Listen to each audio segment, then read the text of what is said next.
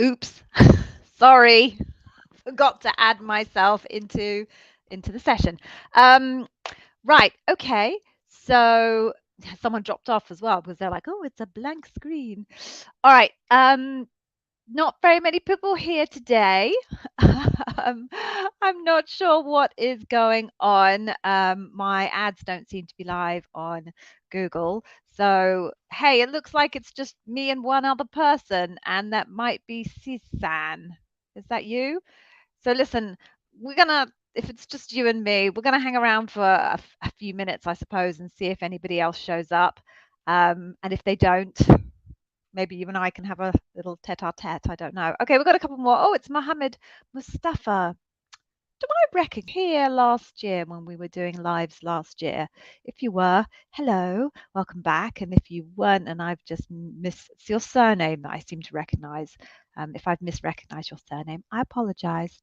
All right, so I was just saying we're going to hang around for a couple of minutes. I don't know how many people are going to show up because it's all going horribly wrong with my advertising and Google Ads. People are utterly useless, bless their hearts, but utterly, utterly useless in terms of helping me work out what's going wrong with my ad campaign. But we have Leonard who has arrived. That's a very, I don't know how, you kind of feel that you should respect someone called Leonard. Kind of, I was going to say austere, but that's not the right word. My English vocabulary has plummeted since I've become a home worker because it's just me and my German Shepherd, really, and her. The diversity of her English language skills are relatively minimal. So I can never think of the words that I want. It's so embarrassing. Okay, Joseph is here as well. So can you actually hear me? I know you're all saying hi, and that's super cool, but can someone just say, yes, Gigi, I can hear you, so that I know that this thing is working and we might be able to move forward. I'm still trying to think of the word, Leonard. It's just escaping me. It's horrendous. Okay, thanks, Joseph. Thanks for letting me know. All right, cool. So, people, why don't we just kick off? As I said, no idea how many people are going to show up, but you're here, I'm here. So, why don't we make the most of the time we have together? And you can ask me. So, brief intro. If you don't know already, which I'm sure you do, I'm Gigi. I'm an ex-Amazon senior leader and bar raiser. I now, with my co-founder Yevgeny, who isn't here today, founded the business called Day One Careers, and we basically help people get jobs at Amazon. So we do courses. You obviously have seen the extensive YouTube channel, which I'm still building more content for. I can't believe after like 140 videos, I'm still able to build content, but it seems that I am. And yeah, we coach people as well. So what I try to do is, or we did from the very beginning, is we kind of came up with our model because we spotted a whole bunch of other Amazon interview coaches and they were charging like thousands of dollars for support. And we just thought that was totally inaccessible for the vast majority of people. So we just started building out our content on the YouTube channel and so on and so forth. So the purpose of today is literally you can ask me anything and I will answer you as best I possibly can. You just need to ask your comments here on the kind of the right side, my right. I don't know if it's on your right, but on the right hand side of the page, you just put in your question and I'll put it up on the screen and try and answer it for you. My request, if it's a multi-part question, then help me understand it's a multi-part question and say kind of part 1, part 2, part 3, and that will help me find it in the comments, although there's only 7 of us here, or 8 including me. So I'm assuming it won't be that hard. So why don't we just get going? I apologize. I know I'm rather scantily clad today. It is still roasting hot here in London. I did manage to get a bit of a tan over the summer. I'm quite proud of myself for that. I'm usually a very pasty person. So apologies, I'm a little bit scantily clad. But why don't we just kick off? Shoot, if anyone has a question, just bang it there in the comments and I will pull it up and we will answer it. Otherwise, this is going to be a very short session. We're up to 8 people. Yay! Amazing. So come on, please, if you just kind of throw a question at me. You can throw any question at me you like, bearing in mind there's only a few of us here. So honestly, shoot. Even if you want to ask me what temperature it is or my dog is called or what makeup brand I use, whatever. Let's get it party going. Okay. Mohammed, let's do that. Thank you for the question. All right. So, how do you prepare for leadership principle questions? Okay. Big, big, big topic, but I'll take it down to its fundamentals. There are fundamentally, I guess, two approaches you can take. First of all, you have to understand the leadership principles. So go to the Amazon website where they've got all the leadership principles written down. They've got explanations for all the leadership principles. Make sure you study them really, really well. We also offer a free course that I'm going to give you at the end that deep dives into customer obsession. So maybe that will help you in your deconstruction of the Amazon leadership principles. But first step is to really understand the leadership principles. Next step, and this is where there are two potential options. You can either go through the leadership principles and ask yourself, for example, oh, can I remember an example in my career history where I showed bias for action? What does that look like? Okay. Can I think of an example in my career history where I showed customer obsession? And you use the leadership principles, all 16 of them, although I would suggest you lose the newest ones, which are strive to be our best employer and success and scale bring broad responsibility, because no one ever tests on them because they are rubbish leadership principles, but that's another conversation. You go through all of those, you try and then use each of those as a reference point to go back in your career and get ideas on what good stories you have that match those leadership principles. The second way of doing it is to go back to your career history, obviously understand the leadership principles, but go back to your career history and pick your top 10, 15 things that you did that you are really, really proud of. Obviously, write them all down and then ask yourself, okay, if this is the thing, I'm going to call it, I don't know, close deal on big company. Okay, so close deal on big company. If I think about that story, what leadership principle does it best align to? And then you've effectively got a list of stories matched to a leadership principle. Then what you need to do is go through the STAR model, situation, task, action, result, and write down your story in that model, situation, task, action, result.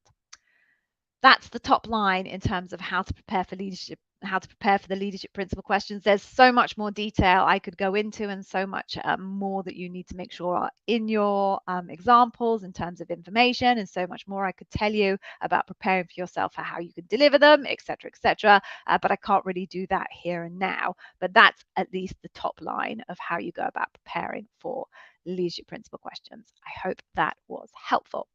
Thank you for asking, Mohammed, and kicking us off. That's awesome. All right, so I'm going to pop you back in. Okay. Hey, yeah, Tunde. I'm going to say I'm so sorry if I mispronounce anybody's name. I do my best because it's nice to kind of call people's names out. But if I mispronounce your name, I'm so sorry. Please forgive me. I will do my best. So, sales trainer manager, what leadership principles do I think you should concentrate on? Okay, so as you can imagine, there are tens of thousands of job families and roles in Amazon, and there's no way I know what leadership principles they're going to be prioritizing for each of those individual roles. But what I can do, I think, is kind of take a punt based on the job title and a little bit of what I know of job descriptions, because I've been through a few job descriptions for L&D, learning and development, which is kind of sales trainer-ish. So you're training people. So hire and develop the best seems a very obvious one because you're training people for development. Another one that seems like it probably worked for you would be deliver results, because I'm assuming you have to deliver a piece of training. Another thing that I would probably think about is customer obsession, because obviously you're training salespeople and the salespeople are your customers. So they're going to want to make sure that you are delivering something that suits your customer needs. I would also suggest probably earn trust is another one. If people are relying on you to provide training to them, they're going to have to trust you, and you're going to have to build up some credibility with them. So I think that's another one that I would be thinking of. I guess those would be the top ones, that just knowing no more than the job title sales trainer manager that you've shared with me would be the ones that jump off top of mind. best thing I would suggest you do to try and work out what the priority leadership principles are for your role is to go and check out the YouTube channel. There are 2 videos on the YouTube channel where I do a job description deconstruction live. And what I do is I walk you through how I go about reading through a job description and identifying keywords in that job description that connect, in my mind anyway, to a particular leadership principle. So I offer that service. I can do it for you, but always it's best to have a go at it yourself first. So if you just head back to the channel and look for those 2 videos, it's something like job description deconstruction or something like that. If you just kind of type in job description into my channel, I'm sure it will pop up a result for you and have a go at it yourself. I hope that was helpful, and I hope I did not butcher your name too much. Okay. Okay, Leonard, hello. How is the best on the interview to do the examples on star shortly or a little bit longer? All right, so I think what you're saying to me, Leonard, is how long should your answers be once you've been asked a question? So this is a very, very contentious topic. You'll hear all sorts of different answers if you search through the web. I give you the benefit of my experience as a bar raiser and a hiring manager and a general interviewer at Amazon across all levels. I've done interviewing from L4 all the way up to director level L8. You can interview one level above yourself at Amazon. So generally speaking, should I give you the answer first or the kind of theory behind it? Okay, I'll give you the theory behind it. So what Amazon is trying to do in their interview is to try and learn from you how you have behaved in your career in the past. So they want to know about the how you did things, right? So I could tell you I opened a door, just giving you an illustration of it in kind of a simple terms. I could tell you I opened a door. That's what I did. Or if you wanted to understand my behavior when I was opening the door, I might tell you I stood up really quick, I rushed over, I grabbed the handle, and I flung the door open. Okay, so now you know how I behaved. Or I could tell you I stood up quite slowly, brushed my trousers down, or pants, sorry, I'm not sure where you're from, walked walked relatively slowly over to the door, touched the handle and very, very slowly and gently and quietly opened the door and pulled it towards me. Okay, I say that because I'm trying to help you understand the difference between how you did something and what you did something. At what you did, what you did something, that's making sense, and how different the behaviors can be once you get to the description of how. So Amazon is trying to understand not that you opened the door, but how you went about opening the door, because how you behave in the past, they consider to be a predictor of the future. That means you actually need to put quite a lot of detail into your stories, or they won't ever understand the how, they'll only understand the what. This means that your stories can and sometimes do run what maybe other interviewers and other companies might feel is a bit long. Although behavioral interviews are getting kind of more popular everywhere. So this should start to be more the norm everywhere. Which means if you're kind of a relatively senior person, so let's say that you're going for an L6 or an L7 job. So that's a manager of managers, L7, or manager, L6. Simplification of the equivalency. I'd expect your stories to be quite complicated. I'd expect you to have quite a lot of scope in your responsibilities, and I'd want to hear quite complicated stories. So if you're going to tell me a complicated story, you're going to need a relatively good amount of time to tell that story. So our kind of guidance is for people who are L6, L7s, you're probably looking at a story that should run somewhere between 5 and even 10 minutes if you're an L7 and you're really telling me about a really complicated, challenging story. If you're more junior, obviously your examples are going to be less complex because you're doing less complex work because you're more junior. So your stories wouldn't be as long because they wouldn't have as much detail. So for those people, we would tell you probably to run your story somewhere between 3 and 5 minutes. So someone pretty junior, kind of won't say entry because they don't do entry level necessarily. So a couple of years in your career history, 3 minutes is fine. If you've only got kind of 2 years worth of work experience behind you, you'd be doing simple stuff. So no doubt you couldn't really run that story longer than 3 minutes. If you're kind of at that L5 level where you've probably got somewhere between kind of 5 and 6 years experience, I'd hope that you could give me a story that could reach the complexity to spend 5 minutes talking about it. So I hope that will make sense, Leonard. I know that was a long version of the answer, but I hope it's now super, super clear the difference between the how and the what and the how, and how important it is to provide detail in the how, and therefore how that equates to the length of your stories. Okay, so moving you back here. All right. Why is there 5 rounds of interview at Amazon, and what is the difference between each round? So there aren't 5 rounds necessarily, and different teams will have different amounts of rounds. So let's be clear the difference between rounds and interviews. So let's say a round is, that's hard to describe actually, a phase as part of the process.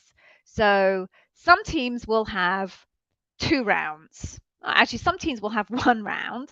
So that's where some teams have chosen to elect to have people do kind of online interviews, digital interviews, not you and me chatting, but kind of online software ones, and then take them straight to what we call loop, panel, final round, whatever that is. So that's 1 round. Other teams will have a first interview with someone. Well, actually, the teams will also have a online software, blah, blah, blah, and then take you to a first interview where you meet somebody, and then they say, yes, I think this person could potentially be a bar raiser, and they move you to the final round panel loop, as we've just described. Other teams will have 3 rounds. So let's exclude the digital software, blah, blah. A round 1 where you meet someone and they say, yes, I think this person could be bar raising. A round 2 where this person says, yes, I still think this person could be bar raising. And then a round 3 where you go to final loop, panel, etc. And then if you're really unlucky, you might have to have a 4th round where you've been through phone screen 1, phone screen 2, the panel, the loop, and then they're not sure about you and they call you back for a final one. That's quite rare. So those are the rounds of interviews. Now, specifically, when it comes to loop, final round, panel, whatever it is you're calling it, you might have multiple interviews within that round, or you will have multiple interviews within that round. Now, depending on how junior you are, will depend on how many interviews you have, or senior you are, will depend on how many interviews you have in that round. So someone who's an L4 might only have 3 interviews in that round. Someone who is an L8 or an SVP, or VP, sorry, they could be facing 8 interviewers, 9 interviewers in that round. So let's just be clear in terms of rounds, and then interviewers within rounds. Round 1, round 2, you'll only ever have really 1 interviewer, maybe a shadow, and then final loop, panel, whatever we're calling it, you'll have multiples. Okay, so now we understand the difference between rounds and interviewers. What's the difference between each round? Actually, nothing. There's no difference between each round. In principle, different teams will choose to do different things within each round. So some people choose to make round 1 very technical. Some will choose to make it purely behavioral. It's very flexible. Teams will do whatever they want. But the purpose of each round is no different. The purpose is to take a view as to whether they believe that you can raise the bar. And obviously, the more rounds you have, the more times you have to keep proving. Sorry if you can hear that. There's an aeroplane going over my house. You keep proving to people over and over that you can raise the bar. Teams who have more rounds, remember I said 1, 2, 3, 4, are holding, I guess, in theory, them kind of trying to be as certain as they possibly can that you are a bar raising candidate by getting different people to test for that over and over and over again. Teams who have maybe fewer rounds are perhaps not, I won't say holding as high a bar because that's not the right point, but being less rigorous about the process. But the purpose of each round is exactly the same, to determine, are you a bar raising candidate? Okay, I hope that made sense. If it didn't, just ping me back and I will try and do a follow-up for you. Okay, so dropping off, and we have Yevgeny. Okay. Oh, you are welcome. Hey, Yevgeny, you're not my Yevgeny, because I saw the name come up and I was like, oh my God, what is Yevgeny doing watching the live? He's supposed to be taking his daughter somewhere, but it's not my Yevgeny. It's different Yevgeny. So you are absolutely welcome. I hope you're finding it helpful. And I'll let Yevgeny know that he's got a name buddy who appeared today. He'll be very excited. All right. Hey, Joseph, what's the best strategy to use to negotiate your compensation? Okay, cool. So I guess I'm going to start with congratulations. If you're asking me about negotiating compensation, then you must have an offer. So, yay, congratulations. Okay, what's the best strategy? There is no best strategy, right? There's just the strategy that works for you in your situation, and that's going to vary depending on the journey that you've had so far. So I can't answer it exactly, but I'll give you an overview in principle. And we do offer a course actually at Day One Careers around compensation negotiation with Amazon, which goes through all of the different possible scenarios. But best strategy is to first, before you even go to the interview, to understand what range they're offering for the salary. So that's kind of the ideal, that you understand the range. If they haven't told you the range, then do some homework, do some research. Glassdoor, payscale.com, levels.fyi. There's lots of different, there are other sites, obviously. Those are kind of North America focused. There'll be others for different countries depending on where you are. And do some research in terms of what the range generally is. When you go into your negotiation, have at least two numbers very firmly in your mind. Number one is your walkaway number, right? What would you turn the job down for? What makes it not worth your while? And then have another number, which is this is the number that I want. If they offer me this, I will be very happy. Now, bear in mind, Amazon is a combination of base pay, RSUs, and bonus. So bear all that in mind. We go into detail about that in the course if you want to know more. And then when you're talking to your recruiter, give them a number. I'm not a fan of this mamby-pambing around, well, you give me your number first, or you give me your number first. Or if I give them my number, I might be undercalling it and I'll never know it, blah, blah, blah. Recruiters don't want to mess about. They want to close the deal. They don't make the decisions. The people who make the decisions are a compensation group that they have to submit their recommendation to. But give them a number and make that number, there's no firm number here, but make it 20%, 15% higher than your ideal number. Give them that number and tell them that's what you want. Hopefully they will come back and give you that number. If they don't come back and give you that number and they give you something slightly lower, then we'd suggest do a counter offer again. Say to them, no, I gave you that number for a reason in the first place. This is kind of what I'm looking for, and this is what I believe I bring to the table and why it justifies this number, because you'll have done all of your research and you'll say, I found that this is the average of the range, this is the middle of the range. I know other people are earning this type of money in Amazon. If you're able to reach out to some people on LinkedIn that work in that role in Amazon and ask them what their view of the range, etc., you have to go with all of that data. And then hopefully you can get to where you need to be. We usually recommend that you don't try and counter more than twice. By the time you're kind of on the third comeback, your recruiter will be like, this is pointless. Like, we have to close at some point. So I wouldn't suggest countering too many times, but definitely once, maybe twice. I hope that helps. But it is all about know the market, know what the range is that is normal for your role in your location, have that walkaway number and that ideal number, and pitch 15, 20% above that ideal number and work your way to the end goal there. I know that was very high level, but hopefully you found something useful in that. Okay, moving on to Joseph. Hello, Joseph. How are you doing? Lots of Josephs today. It's a good name. I like Joseph. So, not that I didn't like any of the rest of your names. I say these things and then I think, oh my God, someone's going to take offense. Okay, Joseph, your loop is next week and you think there'll be 5 people interviewing you. How many behavioral questions can I expect per person?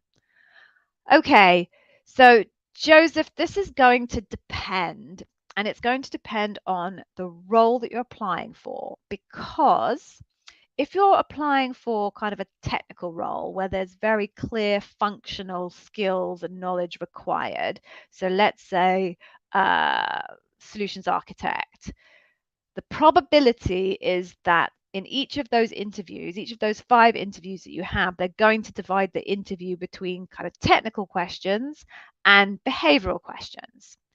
Now, each person is usually assigned 2 leadership principles. So we can hypothesize that they would use, if you're one of these technical people, that they would use half the time for technical and the other half for behavioral. Exactly how many questions they'll ask is actually much more dependent on you than it is dependent on them.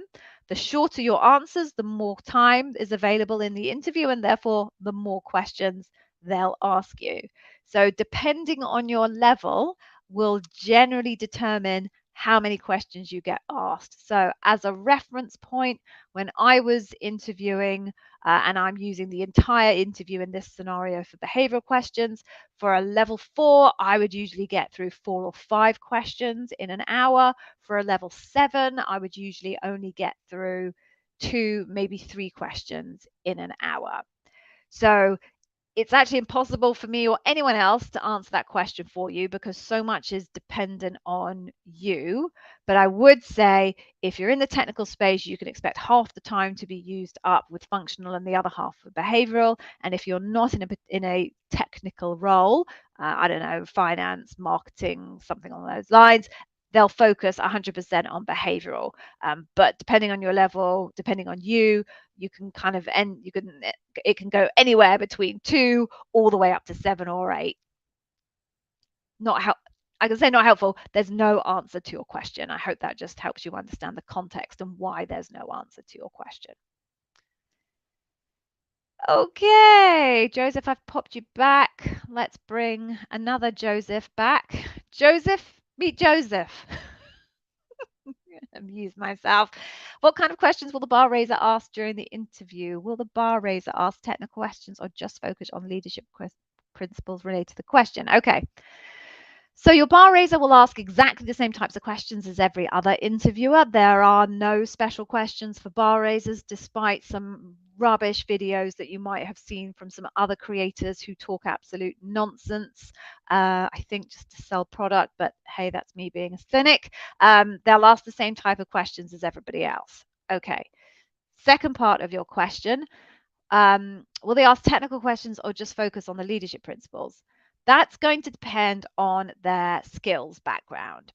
So the bar raiser is not supposed to be from the team that you are applying for. So very often you'll end up with a bar raiser who knows nothing about your technical space. I've done bar raising on real estate. I've done bar raising on software development engineers, network engineers, solutions architects, compliance people, legal people, all sorts of different disciplines, and I know jack all about those disciplines. So as the bar raiser there, I was completely focused on behavioral side of things. However, particularly in places like AWS, it is possible to have a bar raiser who's from completely different team, but they actually share the technical skills of the team that you are interviewing for. So software development engineer is a perfect example of like there are software development engineers in bazillions of teams around Amazon. So it's super possible that you'd have a bar raiser who's a software development engineer in one team on one side of the business who comes over to be bar raiser in a loop for another team and they're interviewing a software development engineer. If that's the scenario, then the bar raiser is perfectly capable of doing the technical interview bit as well as doing the behavioral interview bit. And so between the bar raiser and the hiring manager, they will decide whether they want the bar raiser to do both parts. And if they do, they'll end up doing both. So that's a very long way around of me explaining to you that actually this is another question I cannot answer because it's very specific to your particular use case and what bar raiser happens to get assigned to your loop. I feel bad because I keep saying there's no answer. There's no one single answer to your questions. You're all asking me questions that are quite kind of dynamic in their reality. So I feel a bit bad, but hey, better off to know the truth than have me tell you porcupines. Okay, moving on then. Porcupines. I've just realized that I don't know whether that translates. So porcupines is a very British expression. It's rhyming slang for lies. Rhyming slang is kind of a colloquial way of talking that developed in the East End of London, funnily enough. And my dad grew up in the East End of London, so hence I put lots of kind of Cockney rhyming slang in things I say. And then I realized that no one else knows what I'm talking about. Okay, let's move on then.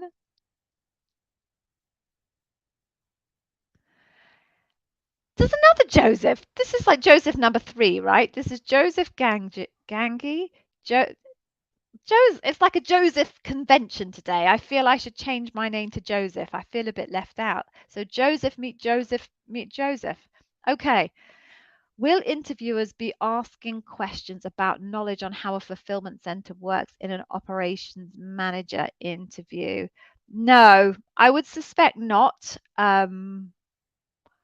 Can't I have no recollection, and I bar raised on quite a lot of ops managers loops. I have no recollection of ever seeing notes from any interviewer where they interrogated ops managers on how warehouses work. Primarily because plenty of people that apply for ops managers roles have no experience whatsoever of fulfillment centers. Because they're not necessarily looking for someone who understands how to operate a fulfillment center. They're looking for people who have the leadership principles that indicate that they would be good at operating fulfillment centers. So no, I think is my answer to that one. It wouldn't make any sense to test people on that because I'd say about 80% of them wouldn't have a clue what you were talking about. Okay, I hope that helps. Joseph, would I suggest or not ask at the end of the interview if you raise the bar? Absolutely not. Never ask that question. Never, ever, ever ask that question.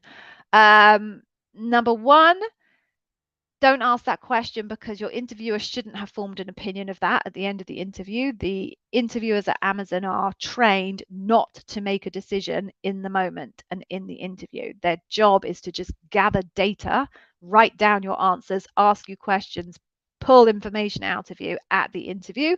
And then it's only when they leave the interview and they sit down and they review their notes, should they be thinking about how they are calibrating you. So that's number one.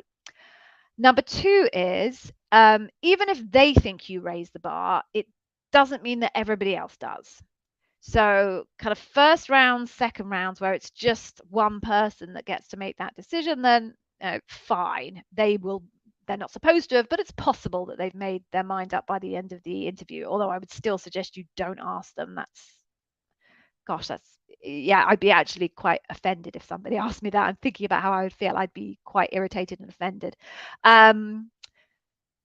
But once you get to loop and you've got multiple people interviewing you in that stage, if you were here earlier, we talked about the different stages. Even if they think you raised the bar, they don't get to decide. They have to sit in a room with everybody else that has interviewed you and collectively decide whether you've raised the bar. So it's very possible, and it happens very, very regularly, that an individual feels one way about you when they've looked at their own data, but when they read everybody else's data and they have a conversation in a room, they change their minds. So they wouldn't tell you because the all probability is they might change their minds, in which case, of course, they're not going to tell you because they might lift your hopes or dash your hopes, and it might turn out to be a completely different answer at the end of the day. So either way, never ask your interviewer whether they think you raised the bar at the end of your interview. It serves no purpose whatsoever for you, and they're most likely to refuse to answer the question anyway for all of the reasons I've just described. Okay, thanks though, Joseph. Let's move this back. Okay, where are we?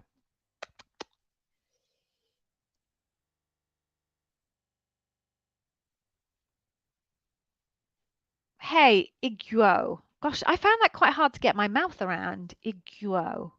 Yeah, I hope I pronounced that correctly. And anyway, apologies if I butchered that and that's your real name.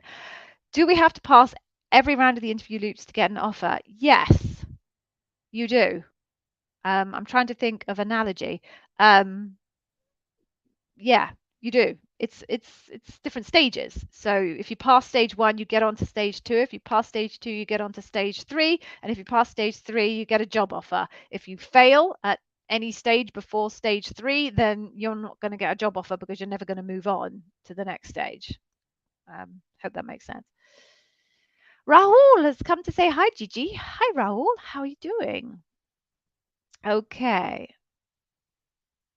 Oh no, Joseph, you had to step away to answer door and you missed my answer on the bar raising question. Joseph, you're going to have to do the replay. Okay, the replay will be up a couple of hours after this finishes, but it was quite a long answer. So I'm not going to repeat it and make everyone else suffer through it. So just head back to the replay. Yeah, it's probably at what, like 33 minutes in, something like that, and you can find my answer there. That's really funny. I love these lives. They're so dynamic. All right, let's have a look what we've got here. Oh, okay. Here's Raoul. Okay, so you got interviewed for a non-tech L5, okay, on August the 22nd. Ooh, okay, that was a while ago. We're at September the 12th now. You haven't received the result of the phone interview. Okay, okay. You'd sent a reminder mail last Friday and they said they'd let you know. Okay. All right. So, Rahul, the rules are that if you have a phone screen, they have to get back to you within 3 days. This is a ridiculously long period of time to go without an answer. They have a requirement to get back to you in 3 days. Now, it is possible that the person that did your phone screen, depending on what country they're in, if they're in the UK, it's been August and everyone goes on holiday in August. I think Europe is broadly the same. So it's possible that they went on holiday and the naughty little person didn't write their notes and submit their outcome before they went on holiday and they're waiting for them to get back. It's possible, but it's not going to happen in like 80% of the cases. You can imagine that that's probably an edge case, and 90% of cases, that's not going to be the situation, but it is possible. If you have not heard back by now, and your recruiter is saying they'll let you know, it sounds like some drop of the ball in communications. I don't know whether the person that you contacted that said they'll let you know is the original recruiter on the role or not. But what I would say to you is you may as well keep messaging them and seeing if they can give you an answer. It's very unusual and totally outside good practice, but keep harassing them. But what I would say is, not that I want to dash your hopes, because I have seen it before where people haven't heard back for ages and then they get a confirmed, yes, we're going to pass you on to the next round.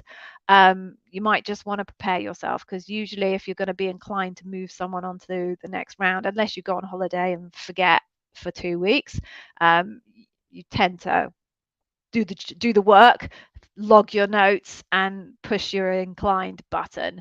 So I'm not saying you haven't got the job. Let's be clear here, because these outside cases do happen. But just keep contacting them until you get an answer. Don't be passive about it. At this point, they are way, way over the SLA. And you could even say to them, yeah, I'm surprised I haven't heard back from you. As I understand it, there's an SLA to come back to candidates with an outcome within 3 days of their phone screen. And that might just be a bit of a prompt to them to say you are a naughty person. Okay, I hope that helps. we go. Hey, Stefan. Oh, these are my favorites. Not that I don't like giving you all advice, because of course I do. Otherwise, I wouldn't have built an entire business and YouTube channel over it. But these are my particular favorite call outs in these sessions. So, Stefan, thank you for all your videos. They really helped guide me and secured an offer for an L6 position in London. And you start in November. Yay, Stefan, that is awesome. Congratulations. I I was going to say, I assume you're working in Principal Place, but there are a couple of other buildings, I think, around London. But if you are in Principal Place, make sure you grab some Black Sheep coffee, which is like the coffee shop downstairs in Principal Place as opposed to the one inside. It's much better than the coffee inside, although the coffee inside is good. And make sure that you head over to Smithfield Market for lunch. Amazing in there. Go to TikTok. TikTok will tell you all of the best places to eat in Smithfield Market. I'm so TikTok obsessed. My children laugh at me. Right. Congrats, Stefan. I'm so pleased we were able to help you and play a small part in you achieving your goal. I wish you a very happy Amazon career. And tell everyone about me and us when you get inside or outside. Anyway, moving on. Okay, what else do we got? I like this question, Joseph. Right, so are there any tips that I have on getting yourself relaxed prior to the interview? So it's a shame Yevgeny isn't here today because it's funny. When people ask this question of us, you'll get one question from Yevgeny and one answer from Yevgeny and a completely different answer from me. And the reason this is because I'm sure this won't surprise any of you to hear, I am an extrovert. I get all my energy from the outside. Yevgeny, who you may not know as well, is an introvert. So he gets all his energy from the inside. So when people ask me this question, how I relax before an interview is I sing, I dance around my house, I do that Superman pose. I don't do the funny weird face thing that people do, but anyway, I like to pump myself up because that makes me feel calm, bizarrely enough, and centered. Yevgeny will tell you, I'll speak on his behalf, and he might tell me off that I misrepresented him, but Yevgeny will tell you what he likes to do is meditate, get a good night's sleep beforehand. What else does he say? I can't remember. I think those are the two things that he recommends, meditating and getting a good night's sleep beforehand. So whichever of those you are you a Gigi or are you a Yevgeny? That would be our respective advice. It's so funny. We're so different people. It's amazing this thing works. I hope that helps and good luck with your interview. Oh, Rahul, I think I possibly covered why your question is why would the outcome be delayed so long? I think I covered that when I answered the question. So if I didn't, ping again and I'll say it again. Okay. Okay. You were actually referring to the loop stage where there are 5 different interviewers. Okay. Right. I understand the question earlier. You heard that only the hiring manager and the bar raiser need to pass you to get an offer. Is that true? Yes. In the most technical sense, this is true. It is possible for everybody else to not want to hire you and the bar raiser and the hiring manager to want to hire you for you to get hired. But there would be a major flaw if everybody else doesn't like you and only the bar raiser and the hiring manager do by the end of the debrief. You quite often end up going into a debrief with what we call a split loop.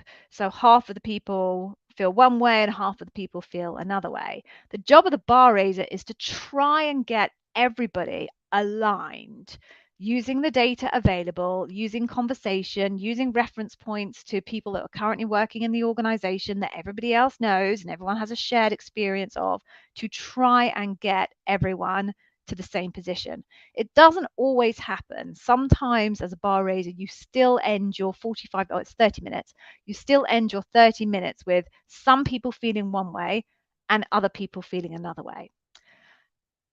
If that happens, as long as the bar raiser and the hiring manager are aligned, actually, no. If that happens, when the bar raiser and the hiring manager are aligned, that's usually the outcome that you get, because the two of them essentially, as long as they're agreed, then everybody else's evidence is useful, but they're not decision makers in the conversation. Now, if the bar raiser and the hiring manager are not aligned, that's a different kettle of fish. Your bar raiser is the decision maker. The hiring manager is not the decision maker when it comes to interviews at Amazon. So if the hiring manager wants to hire you and the bar raiser doesn't, you are not getting hired. Equally, if the bar raiser wants to hire you, but the hiring manager doesn't want to hire you, you're still not getting hired. Because it's the bar raiser's job to be convinced that this person raises the bar. If they're not convinced, you ain't coming in, they're the decision maker. It's the hiring manager's job to work with this person. So even if the bar raiser thinks that they raise the bar, if the hiring manager doesn't want to work for them, then there's no way a bar raiser is going to force the hiring manager to take somebody they don't like. So in technical terms, you are right. It really, the decision maker, the bar raiser and the hiring manager. Everybody else aren't the deciding factor. But as a bar raiser, you'd be super weirded out if only you and the hiring manager thought this person was worth hiring. And you'd be working quite hard in the debrief to try and get some alignment. Okay, I hope that made some sense now. Apologies if I misunderstood it. Okay.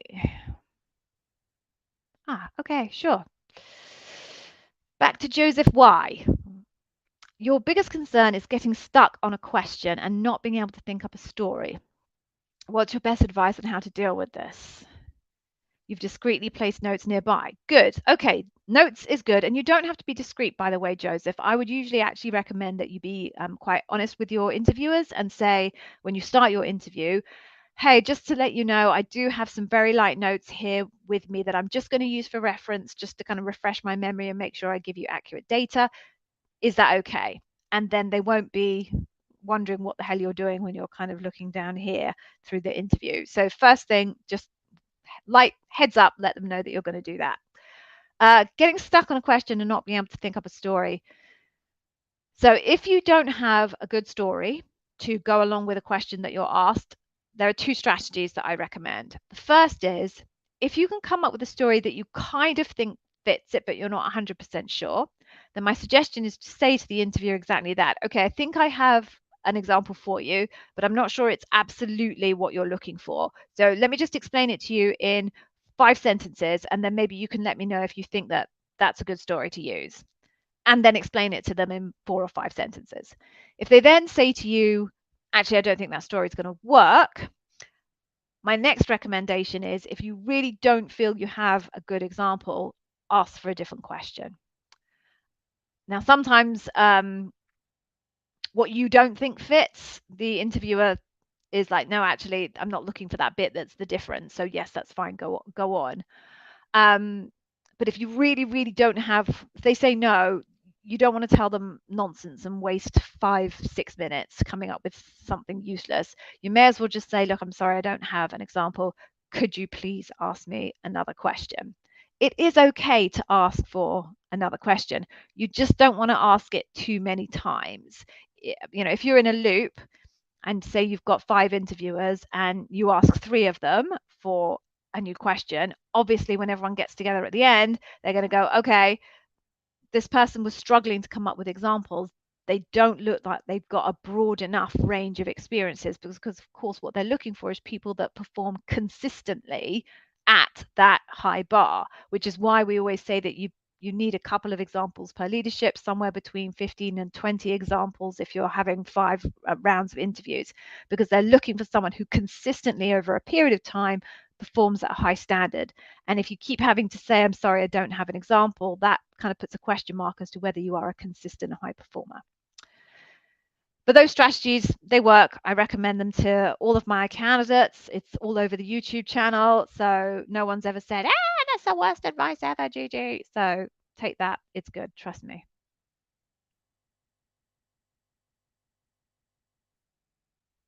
Rahul, you said that the recruiter has gone on leave and isn't back until the 31st of August. Okay, so that fits what I was saying in terms of August and people going on holiday. So that is, or vacation. So that's possibly it. And if someone message you back and saying they'll get back to you, then it's possible that that's not the person who was your recruiter and they're trying to get access to their files, etc. So fingers crossed that it's just the vacation or the holiday, whichever country you're in, and yeah, you'll get some good news soon. Fingers crossed for you. Oh, okay. Hey, Joseph G, what is the best way to follow up with your interviewers after your panel to say thank you? Is it in bad taste to ask their email addresses? So this begs the question as to why you're sending that thank you note, because in Amazon, whether you send a thank you note or you don't send a thank you note makes no difference to the outcome. Interviewers are not allowed to use any data that they've gathered outside of the interviews to make a decision on you. So I know there's this whole hoo-ha on social media that thank you notes are really important and they differentiate you from other candidates and they show that you really want the job, blah, blah, blah. Forget all of that in terms of Amazon because they add no value whatsoever to the interview process. If you want to send them a note just because you want to be polite and say thank you and maybe have a connection, the best thing you can do actually is to message the recruiter because, yes, I would never give my email address out to a candidate. And I'm pretty sure most other Amazonians wouldn't want you having their personal email address either. You will not believe how many emails a day Amazonians get. Literally, I could easily get 500-600 emails a day at Amazon. The last thing you want to be doing is handing out your email address and inviting people to send you even more emails. So if you want to say thank you because you just want to be polite and, if God forbid it all goes wrong and you'll have a good relationship or some kind of positive feeling from someone on the inside that you might be able to connect with through LinkedIn at a later stage, then fine. Send a thank you to your recruiter and ask them to pass it on to your interviewer. Don't ever ask anyone for their email address. Okay, moving that on. Okay. Oh, this is good. This is a good question. Is it possible for an interview to ask a repeated LP question? If so, are we expected to give a different example? All right, so I'm not sure if you're asking if it's possible for one interviewer to ask you multiple questions on a single LP, or if you're asking me, is it possible for different people to ask you questions on the same leadership principle? So I'm going to answer both just in case. So, is it possible for one interviewer to ask you multiple questions on the same leadership principle? Yes, and it's very, very likely. So, if I was running an interview that was lasting 60 minutes, I would be assigned 2 leadership principles. There's no way, well, other than I said earlier for kind of L7s, I might do 2, but mostly I would tend to be asking 3, 4 questions in that time, which means I have to ask at least 2 of one and 1 of another. Okay, then the next question is it possible for different people to ask you questions on the same leadership principles? Yes. It's very likely that the leadership principles that you were asked questions on in the early rounds, let's say you have a round 1, phone screen 1, and a round 2, phone screen 2, it's very possible and very likely that the leadership principles that they covered in those early rounds are going to be covered in the loop as well. So it's very, very possible that you'll be asked another question on the same leadership principle when you get to loop. It's also possible that someone might ask you the exact same question on the exact same leadership principle in loop that you were asked on your early phone screens, because only the hiring manager and the bar raiser gets to see the notes from your earlier interviews. Other people won't know what questions you were asked. So here's my tip. If somebody asks you exactly the same question that you were asked in a previous interview, my suggestion is to say to them, I've already been asked that exact question. Would you like me to give you the same answer? Because if they're any good as an interviewer, what they should do is say, oh, actually, no, I'm going to ask you another question. The reason being is their job is to gather incremental, fresh data. There's 0 point in regathering data from the same question that somebody asked you upstream. That's a total waste of time. So I would hope if they're halfway good as an interviewer, they would say to you, oh, let me give you another question. Yeah, so that's it. No, you you would not be expected to give the same answer. Try and avoid that situation and get them to ask you a different question. In an ideal world, anywhere you go in the Amazon interview process, you don't really want to give the same answer. It's difficult, and lots of people don't have 20 brand new, unique examples to give. If you have to repeat the same scenario, we strongly recommend that you lean very differently into different leadership principles. And I think I might have a video on that on the YouTube channel. But wherever possible, avoid being asked the same question twice. And wherever possible, avoid giving the same answer, even if it's for different questions. If you have to, you need to learn and practice to tell that same example in very different ways, leaning on very different leadership principles. I'm not sure if I have an example for that. I might do a video about that and demonstrating how you do that, but that's by the by. Okay, moving on. Oh my goodness, we're at 56 minutes. Okay. I'm going to do one more and then stay around because I have a freebie that I promise you'll absolutely love. I can do this one quickly for Joseph. Each loop interview is 30 minutes or 60. It depends. This is another one of those different teams do it differently. Some have 30, some have 45, some have 60. Oh, Gabriel, this is a good question, Gabriel. Right. Do the comments from the phone screen interview add to the final decision made? Sometimes.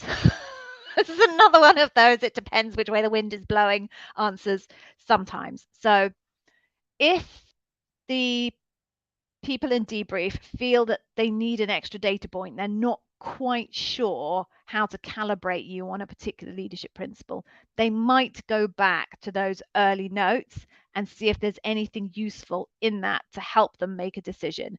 As I said, only the bar raiser and the hiring manager will have access to all of the notes. So it'll be them that go, I'm not sure if we've got everything we need. Why don't we just have a look back at these phone screen notes that you various of people you took a week, 2 weeks ago, etc. So yes, it can be, but only, I guess, as a safety net. Hope that works. Okay.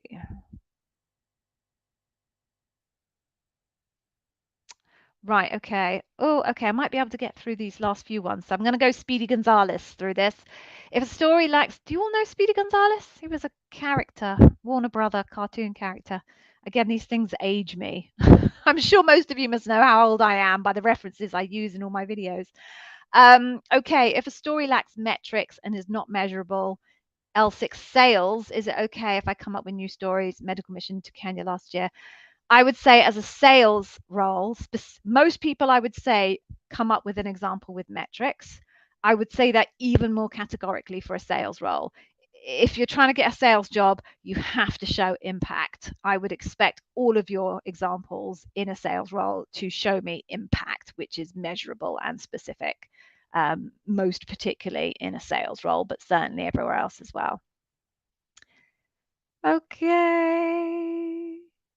Okay, Joseph. How long have I got left? Like 1 minute and 30. Okay. Process different for panels for brand new fulfillment center versus an established fulfillment. No, exactly the same process. Okay. Okay.